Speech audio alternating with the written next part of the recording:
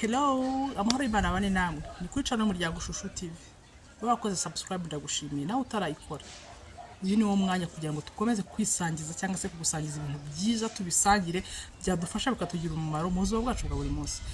Uyu munsi nagarutse. Ntabwo ndi kumwe n'umutumirwa uri nyuma ya kamera yiyemeje aravuga ati kwa ko nabonye ko Shusho TV ifitiye abantu umumaro, igira abantu inama kandi zibafasha kwivura. Iyi si turi mirandoye my dear friend.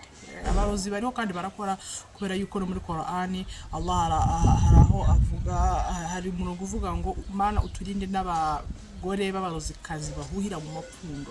Rero abantu bararoga bibaho, rero sometimes ukeneye imiti gakondo cyangwa se imiti y'ibyatsi kugira ngo ubashe kugira ubuzima bwiza, ubashe kwifuza. Uyu munsi rero tugiye kuganira kuri iki cyatsi, kuri iki kibazo muri kubona. Ntukizi natwandikira muri commentaire bakita ngo ki ndabashyiraho n'akavideo kacyo wagiteye iwawe bikunda kwemeza n'andi hantu hagiye hatandukanye. Tuguhaye ikaze muvandimwe udusangize iby'iki kimera, ukuntu kivura, ibyo kivura. Murakoze. Uyu munsi rero kuri Shusho TV twifuje kugaruka tubagezaho umuti uvura amarozi. Yes.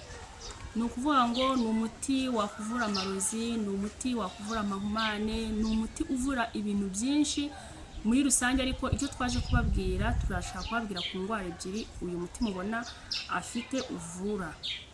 Indwara ya mbere uvura ni ukuvuga ngo nk'igihe wariye uburozi ukaba ukeka ko wowe wariye uburozi cyangwa se umwana wawe yariye uburozi cyangwa umwana w'umuturanyi yariye uburozi, icyo ukora ni iki? Wihutira gufata uyu muti ukawuvuguta n'amazi meza, ubwo ni ubutabazi bw'ibanze. Ukawuvuguta vuba vuba n'amazi meza, ugashyira mu gikombe ugahereza umuntu wariye uburozi akanywa. Nagaro kutogosa. Ntabwo ari kutogosa, niyo unyweye udatetse ni umuti uvura. Yego.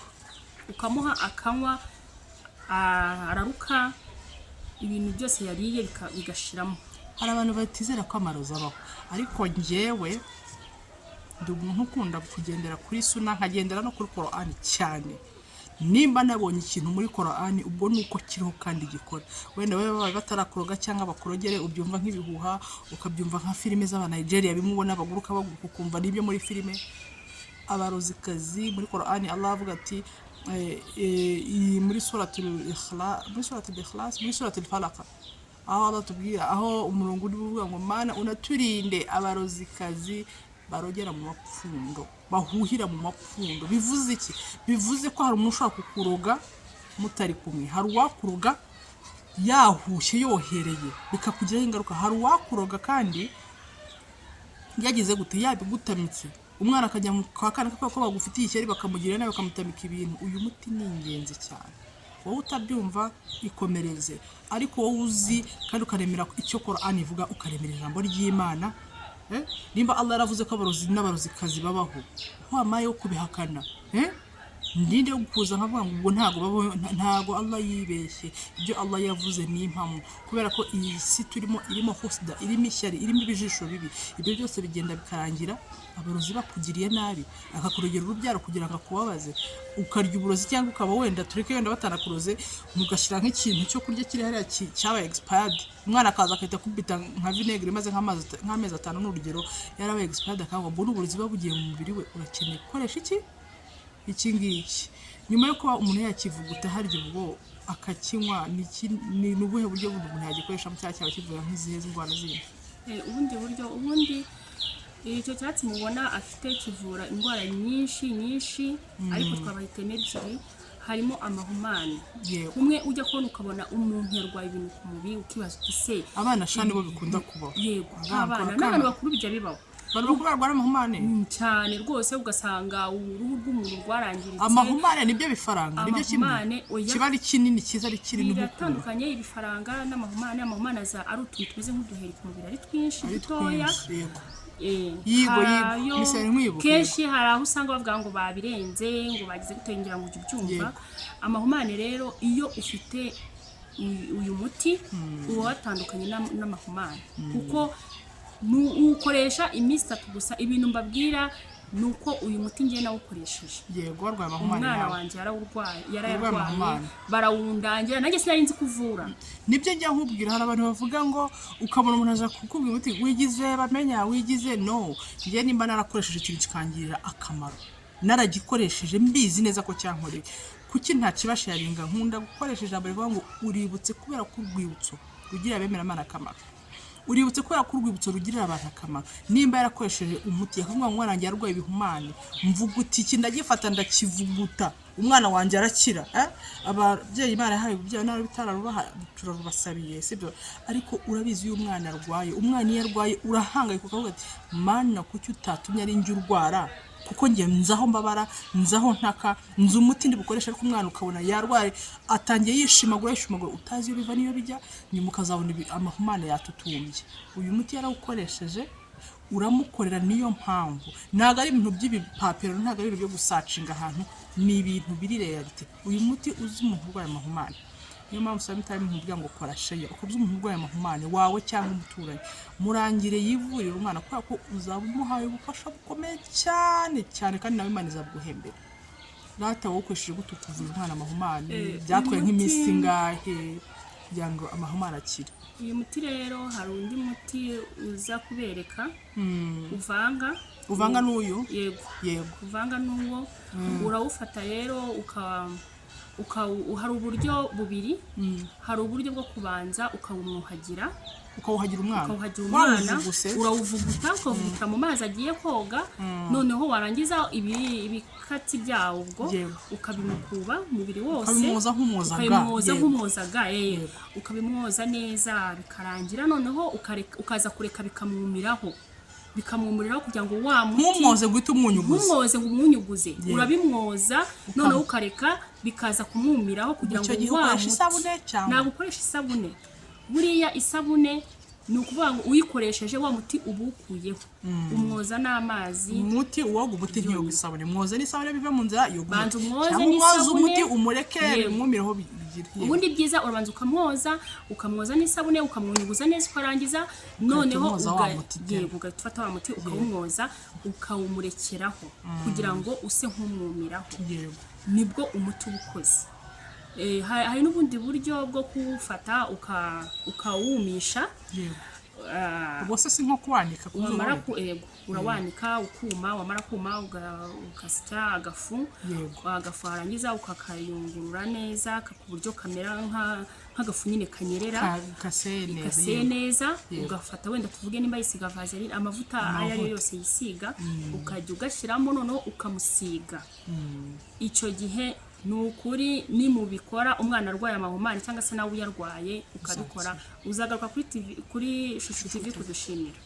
hanyuma ubwo ntabwo urakora subscribe, ntabwo uri kureba ibintu byinshi uri kugenda uhomba. kora subscribe ni ubuntu n'ukuri. ubu nutampa subscribe n'iki kintu uteze kuzava muri ubu buzima. mpa subscribe ukande kuri like, hanyuma ukoreshe kuri status yawe. ushobora kubufasha umuntu utazi, hari nk'inshuti zawe 200 cyangwa 20 kuri status, ugasanga hari ufite iki kibazo yabona iyi status y'iyi video akahita ireba, ukabumukorera umuti, ukabura umuvugutiye, babyita kuvuguta umuti, ukabumuvugutiye umuti. turaza kubashakira umuti wundi umuvandimwe aramubwira ngo ushyireho uwushake uwuvange. harya byo bivuga iki uvanze n'uwo muti? n'amahumane tena. ibi byo ukagifata ukakivuguta ukakinywa, umwana uburozi yaba yariye cyangwa umuntu mukuru agakira akagira ubuzima bwiza. batubwiye ko ivura indwara nyinshi, duhe kamwe k'inyongezo ka bonus. batubwiye ku bijyanye n'uburozi ko irutsa uburozi, utubwira n'amahumane n'uburyo umuntu yayikoresha, cyane ko warwajeho umwana ukabimukoreshereza. niyo mpamvu njya mbwira ababyeyi b'abamama, njye ntaraba umumama ikintu nari nzi ni nyirabarasanya, nari muremure mbyibushye ngwa nk'igiti, nagwaga buri munsi pe, nagwa nkamenya ko mitajya mu gisambu guca nyirabarasanya nkivura, nkashyiraho amaraso akareka kuza, igisebe kikumva. ibyo wabona kandi nawe ku myaka yawe ntabyo wari uzi. ngiyo nari nyizi kuva nkiri umwana, ariko ibindi nabonaga ntabyitayeho. ariko aho mariye kuba umubyeyi, wenda ukiri umukobwa ari kumva ari imikino, ariko numara kuba umubyeyi umwana akarwara nta nyoko bukwe mwegeranye, nta nyoko nta nyogokuru, nibwo uzibuka ko iyi video yari gufitiye umumaro.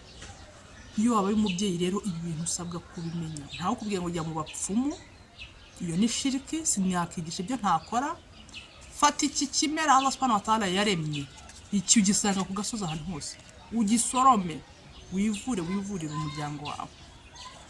Ubu ndakubwiye ngo jya kwa kanaka, hanyuma kandi nurangiza usenge usare usabe Allah subhanahu wa ta'ala agufashe bikiza umwana wawe. Byose rega mu kwizera no kwemera ujye usaba Allah subhanahu wa ta'ala, ntukajye uvuga ati uyu muti ubwo ari umuti ugashusha wumva urakora. Jya wizera Allah subhanahu wa ta'ala niwe watumye uyu muti awurema. Ndakubwiye ngo Allah subhanahu wa ta'ala ntiyaremye umuntu gusa, usibye ko yaremye indwara kandi akayiremera na buri muti. Abantu bavuga ngo imiti ngo gakondo ngo ntabwo ari iby'abapfumu. Hari indi mvugo itubwira ngo muzakoreshe uyu muti mwivura, umuti witwa black seed. Ndashaka kuzabikorera video turebe uwo muti ikintu uvura. Chia seed turiya tubuto tw'umukara, ni intumwa y'Imana Muhammad sallallahu alaihi wasallam ibitubwira ati muzakoreshe chia seed mwivura, kubera ko n'umuti ikaba n'urukingo ku ndwara zose uretse urupfu, kubera ko kullu nafsi dha'iqatul maut, buri cyaremwe cyose kizasogongera ku rupfu. Gupfa tuzapfa byo, nta n'umuti twaguha ngo ntupfe kuko urabizi niba ari intumwa z'Imana, Imana ari kunze kuturusha zagiye huwayu twese tuzapfa. So iyi miti ni myiza kuyikoresha kubera yuko uretse urupfu n'ikitakiza, ariko izi ndwara Imana yaremye yagishyiraho n'ibi ngibi. Hari ikintu mutazi gitangaje, mutumirwa namuheranye ijambo yihangane, gusa hari ikintu mutazi gitangaje. Iyi miti ije nzabakorera ka video k'umuti w'ikinini nkwereke iyo bikora kimwe ya kinyarwanda y'ibibabi. Iyo video muyitegereze nzayibakorera vuba cyane. Imiti igera kuri nkwereke paracetamol mu binini, nkwereke paracetamol ukora nka paracetamol, nkwereke aspirine y'ibi byatsi, kandi imiti irakora. Ntimukayipinge, ntimukayisuzugure. Niyo mpamvu navuze ngo dufatikanye duhiye bonasi tugara ku musozi. Video iri buzema amabara muri hangana kubera ko izuba riraka, inazimika inawaka. Twakire uyu muti ni umuti ufite ubushobozi bwo kuvura indwara nyinshi zitandukanye. Urabona na kumwe umuntu aribwa mu nda, ukaribwa mu nda utazi, wenda ushobora kuribwa mu nda, wenda hari abantu barwara amibe, hari abantu baba bafite ama infection, ibintu nk'ibyo bitandukanye. Uyu muti ufate na wa wundi twababwiye, ubivange uwunywe mu gihe gito cyane, birashira umere nkaho mu nda hatigeze hakurya. Wabwo tutaragize ubu koko ntimukwiye kuduha share, mukaduha subscribe. Imiti tuyibahaye koko, kandi mukomeze mugaruka ko ku Shushu TV. Ndakubwiza ukuri, uwamenye Shushu TV ntazicuza. Njyewe nezezwa nkanashimishwa no kuguha ikintu cyakugira umumaro kikagufasha we n'abawe, sibyo? Ndabakunda cyane. Mutumirwa mwiza tuguhorane kuri Shushu TV. murakoze cyane. Nizere ko uzaba hari igihe tuzagukenera kugira ngo dufashe isi muri rusange kuba twayigaragariza imbaraga z'Imana zinyuze mu bimera. Cyane rwose turahari ku bwanyu. Turabakunda, muhahe muronke, mugire impagarike n'ubugingo, kandi munyandikire muri commentaire nimba ugeze kuri uyu munota wa 11 n'amasegonda 58 nahageze. Munyandikire ati nahageze Shushu, hanyuma umunsi iyo message nahageze unyandikire ngo ngiye mfitiye indwara ndashaka umuti. Ndabakunda cyane. Bye.